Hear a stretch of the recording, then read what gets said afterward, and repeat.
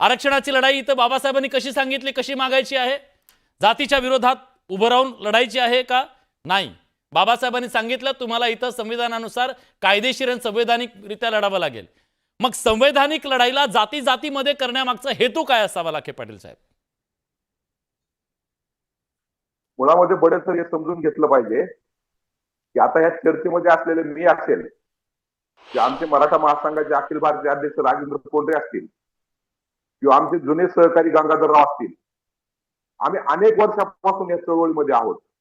पण कधीही या पद्धतीचं जे वातावरण 2 वर्षामध्ये या राज्यामध्ये बघतोय आम्ही, ते कधीही बघितलं नाही.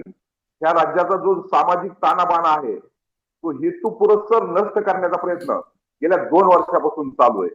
मुळामध्ये जो काय आता मुद्दा या ठिकाणी उपस्थित होतोय कुणबी आरक्षणाचा आणि 2 सप्टेंबर 2025च्या शासन आदेशाचा, आणि ज्यामधून दोन्हीकडल्या बाजूनं एक वेगळ्या पद्धतीचं सामाजिक तणाव वाढण्याच्या दृष्टिकोनातून राजकारण केलं जात आहे. यामध्ये पहिली गोष्ट अशी आहे जी ओबीसी बांधवांनी समजून घेतली पाहिजे की जो काही 2 सप्टेंबरचा शासन आदेश आहे त्याप्रमाणे जे कुणबी असतील, कुणबी रक्त संबंध असतील आणि 1967 चे पुरावे असतील, त्यांनाच फक्त या ठिकाणी कुणबी प्रमाणपत्र आणि सिद्ध करू शकले तर व्हॅलिडिटी मिळणार आहे.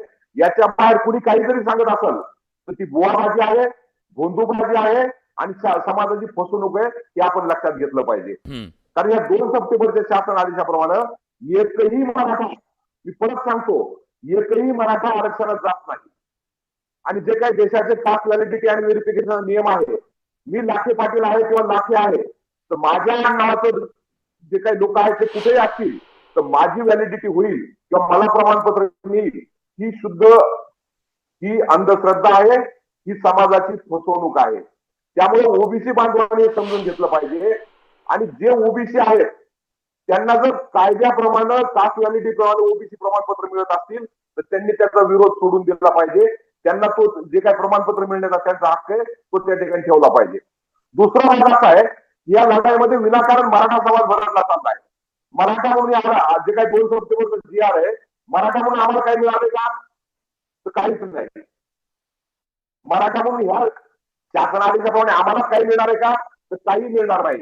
कारण ज्याचं कुणबी नोंद नाही, कुणबी रक्त संबंध नाही, कुणबी वंशावळ सिद्ध होत नाही, त्याला या शासन आदेशाचा काही लाभ होणार नाही, एकही मराठा त्यात येणार नाही. आणि विनाकारण काय झालंय, मराठ्यांना टार्गेट करण्याचं काम या ठिकाणी चालू आहे.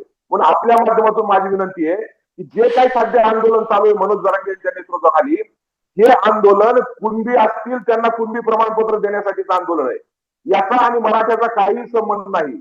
आणि ज्या पद्धतीने मराठा समाजातील वर्ष काम करणाऱ्या लोकांना टार्गेट करण्याचा प्रयत्न कालच्याही दशकातून झाला, त्याचा या ठिकाणी मी मराठा समाजाचा एक सक्रिय कार्यकर्ता म्हणून अभ्यास वगैरे सोडून द्या, तो नंतरचा भाग आहे.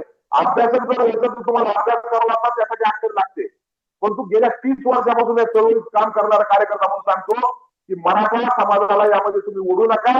जे काय मनोज जरांगेचं आंदोलन आहे हे आंदोलन कुणब्यांना कुणबी प्रमाणपत्र मिळवून देण्यासाठी आहे. याचा आणि मराठ्यांचा काही संबंध नाही आणि मराठा आंदोलनाचा याचा काही संबंध नाही. म्हणून महाराष्ट्रानं हा जो काही गैरसमज आहे हा दूर केला पाहिजे. हे आंदोलन मराठ्यांना प्रमाणपत्र मिळवून देण्यासाठी आहे, तो मुद्दा त्या ठिकाणी सोडून दिलाय.